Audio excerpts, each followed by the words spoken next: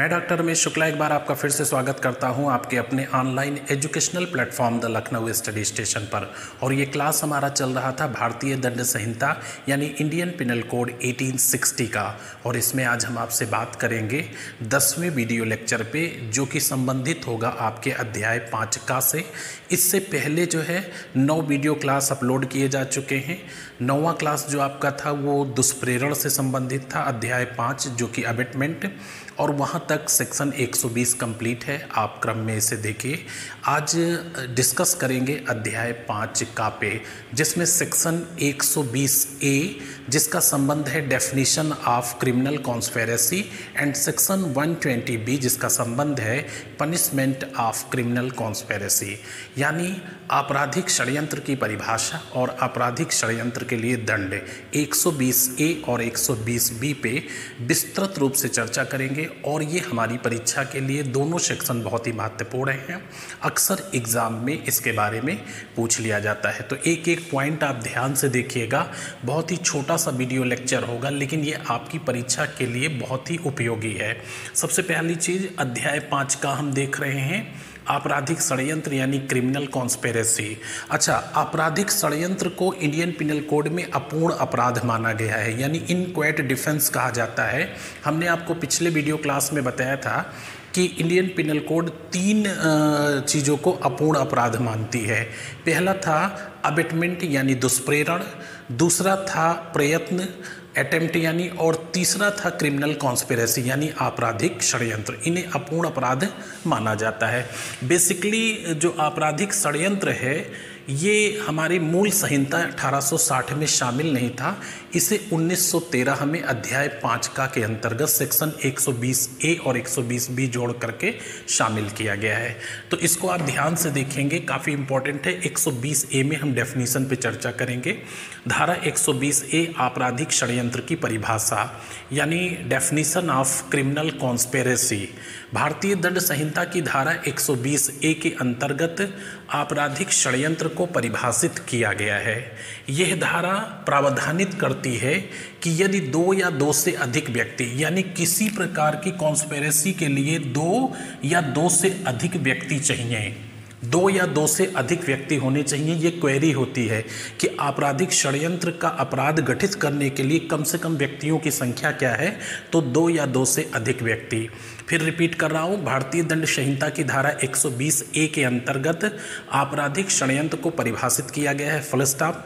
यह धारा प्रावधानित करती है कि यदि 2 या 2 से अधिक व्यक्ति कोई अवैध कार्य, तो अवैध शब्द को इंडियन पिनल कोड के सेक्शन 43 में परिभाषित किया गया है। ये आगे भी हम टिप्पणी लिख देते हैं। कोई अवैध कार्य करने के लिए या कोई वैध कार्य अवैध साधनों या रीति से करने के लिए सहमत होते हैं, तो इस तरह का सहमत होना ही आपराधिक षड्यंत्र कहा जाएगा, यानी क्रिमिनल कॉन्स्पिरेसी कहा जाएगा। तो बड़े ही साधारण शब्दों में आपको क्लियर हो गया होगा कि आपराधिक षड्यंत्र वास्तव में है क्या। फिर से सुनिए, भारतीय दंड संहिता की धारा 120A के अंतर्गत आपराधिक षड्यंत्र की परिभाषा दी गई है। यह धारा प्रावधानित करती है कि यदि 2 या 2 से अधिक व्यक्ति कोई अवैध कार्य करने के लिए या कोई वैध कार्य अवैध साधनों या रीति यानी तरीके से करने के लिए सहमत होते हैं, तो इस तरह का सहमत होना ही आपराधिक षड्यंत्र कहा जाएगा।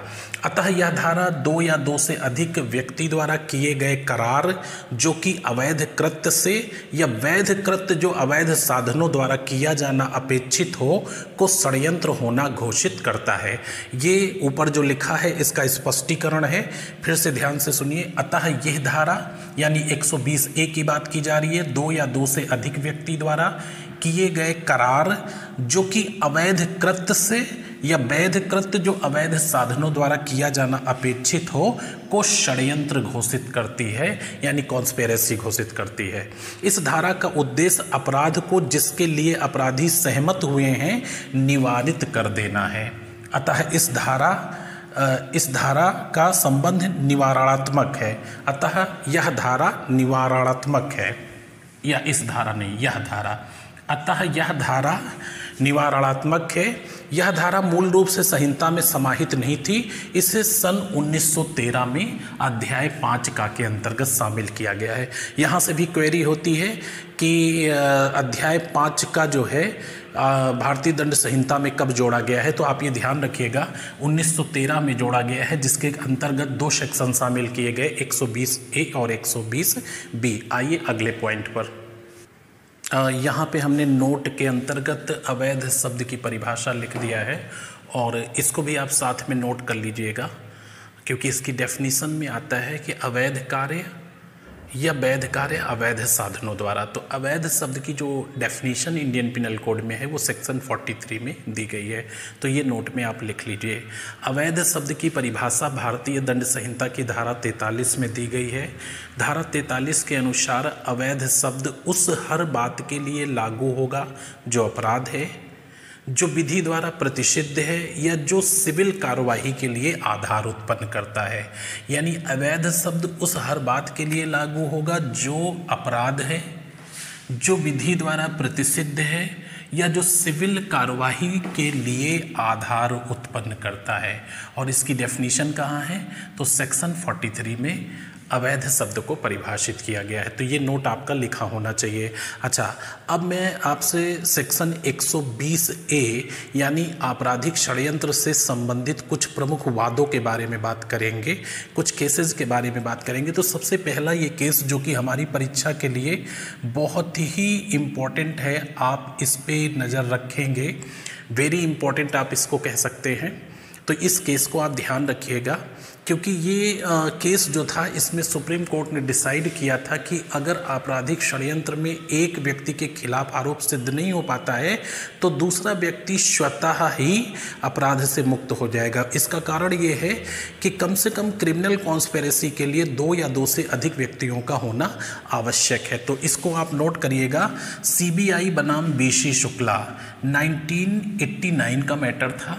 CBI बनाम BC शुक्ला 1998 के मामले में उच्चतम न्यायालय ने अभिनिर्धारित किया कि जहां पर अभियोजन पक्ष यह साबित करने में विफल हो कि 2 अभियुक्तों में से एक षड्यंत्र में शामिल था तो दूसरे के विरुद्ध भी षड्यंत्र का अपराध समाप्त हो जाएगा, क्योंकि षड्यंत्र में कम से कम 2 व्यक्तियों का होना आवश्यक है। तो ये वाद आप जरूर ध्यान रखिएगा, ये आपकी परीक्षा में कई जगह पे पूछा गया है और काफ़ी इम्पोर्टेंट है। CBI बनाम BC शुक्ला 1998। आइए नेक्स्ट पॉइंट पर। ये नेक्स्ट वाद भी आपका आपराधिक षड्यंत्र से यानी क्रिमिनल कॉन्स्पिरेसी से जुड़ा हुआ है और इम्पोर्टेंट है।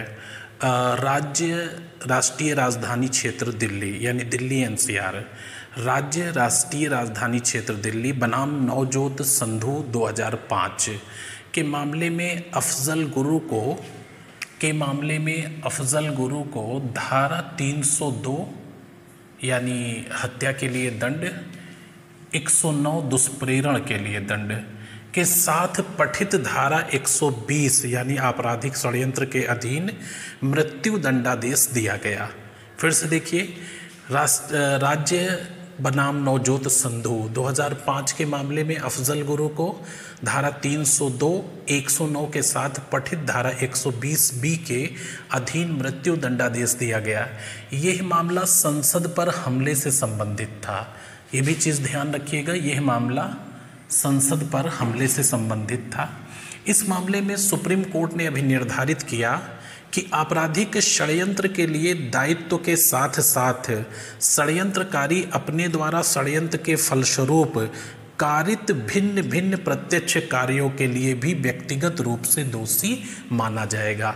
तो ये चीज़ भी ध्यान रखिएगा कि इस मामले में सुप्रीम कोर्ट ने यह भी निर्धारित किया था कि आपराधिक षड्यंत्र के दायित्व के साथ साथ षड्यंत्रकारी अपने षड्यंत्र के दरमियान जो भिन्न भिन्न प्रत्यक्ष कार्य होते हैं उनके लिए भी पर्सनल रूप से जिम्मेदार होगा या दायी होगा या उसके लिए दोषी होगा। आइए अन्य वाद देखते हैं। ये आपराधिक षड्यंत्र के अंतर्गत अन्य प्रमुख वाद आप देखेंगे। इसमें ये अगला वाद है महाराष्ट्र राज्य बनाम सोमनाथ। महाराष्ट्र राज्य बनाम सोमनाथ 1996 सुप्रीम कोर्ट का मैटर था।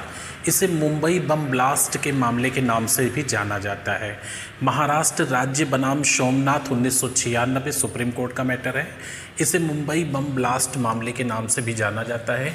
यह भी आपराधिक षड्यंत्र से संबंधित था, यानी क्रिमिनल कॉन्स्पिरेसी से संबंधित मामला था।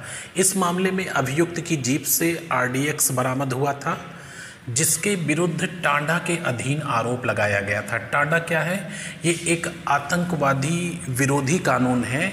आतंकवाद विरोधी कानून है जो 1985 से लेकर 1995 तक प्रभावी रहा, और ये आतंकवाद विरोधी कानून के संबंध में अब तक का सबसे शक्तिशाली कानून था, लेकिन इसे मई 1995 में समाप्त कर दिया गया है।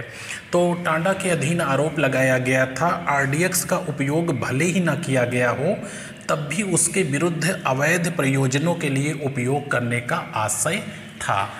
तो ये वाद आप ध्यान रखिएगा। महाराष्ट्र राज्य बनाम सोमनाथ 1996 सुप्रीम कोर्ट, इसे मुंबई बम ब्लास्ट के मामले के नाम से भी जाना जाता है। ये भी आपराधिक षड्यंत्र से संबंधित मैटर था, और इस मामले में अभियुक्त की जीप से RDX, जो कि एक विस्फोटक है, बरामद हुआ था, जिसके विरुद्ध टांडा के अधीन आरोप लगाया गया था। इसमें कहा गया था कि RDX का उपयोग भले ही ना किया गया हो, तब भी उसके विरुद्ध अवैध प्रयोजनों के लिए उपयोग करने का आशय यानी इंटेंशन था। इसके अलावा कुछ और वाद हैं, इनको हमने लाइटली लिख दिया है। आप इसको ध्यान रखिएगा कि बस इन वादों का संबंध जो है आपराधिक षड्यंत्र से, यानी क्रिमिनल कॉन्स्पिरेसी सेक्शन 120A और सेक्शन 120B से है। केहर सिंह बनाम राज्य दिल्ली प्रशासन 1988 का मैटर था। दूसरा है तमिलनाडु राज्य बनाम नलिनी एवं अन्य। तीसरा है लाल सिंह बनाम गुजरात राज्य। चौथा है नज़ीर खान बनाम दिल्ली राज्य, और पांचवा है कुलदीप सिंह बनाम राजस्थान राज्य। तो इनको आप लाइटली ध्यान रखिएगा। ये नलिनी एवं अन्य ये मैटर था 1991 में, जब राजीव गांधी की हत्या की गई थी। 1991 में 21 मई 1991 में राजीव गांधी की हत्या की गई थी। तो उस मामले में नलिनी और इसके साथ 6 लोगों को, जिसमें मुरुगन नाम का व्यक्ति जो इसका पति था, और नलिनी के साथ इसका पति एवं 5 अन्य व्यक्तियों को अभियुक्त बनाया गया था, जिन्हें मृत्यु दंड की सज़ा दी गई थी। लेकिन सोनिया गांधी जी की अपील पर मृत्यु दंड को जो है उम्र कैद में बदल दिया गया था। तो ये मामला भी काफ़ी इम्पोर्टेंट है, और इसमें क्रिमिनल कॉन्स्पिरेसी यानी 120A 120B लागू हुआ था। तो ये वाद आप ध्यान रखिएगा। इसमें आपसे ये पूछा जा सकता है कि निम्न वाद का संबंध भारतीय दंड संहिता की किस धारा से है, या आपराधिक षड्यंत्र से संबंधित प्रमुख वाद कौन कौन से हैं इसमें। आइए नेक्स्ट पॉइंट पर। नेक्स्ट पॉइंट है आपका सेक्शन 120B, यानी आपराधिक षड्यंत्र का दंड, punishment of criminal conspiracy. 120B आपराधिक षड्यंत्र के लिए दंड। तो ध्यान रखिएगा, यही दोनों सेक्शन हैं जो अक्सर पूछ लिए जाते हैं। सामान्य तौर पर अगर पूछते हैं कि आपराधिक षड्यंत्र की परिभाषा, तो 120A, और आपराधिक षड्यंत्र का दंड तो 120B। जो कोई मृत्यु, आजीवन कारावास या 2 वर्ष अथवा उससे अधिक के कठोर कारावास, जो कोई मृत्यु, आजीवन कारावास या 2 वर्ष अथवा उससे अधिक के कठोर कारावास से दंडनीय अपराध करने के आपराधिक षड्यंत्र में शामिल होगा।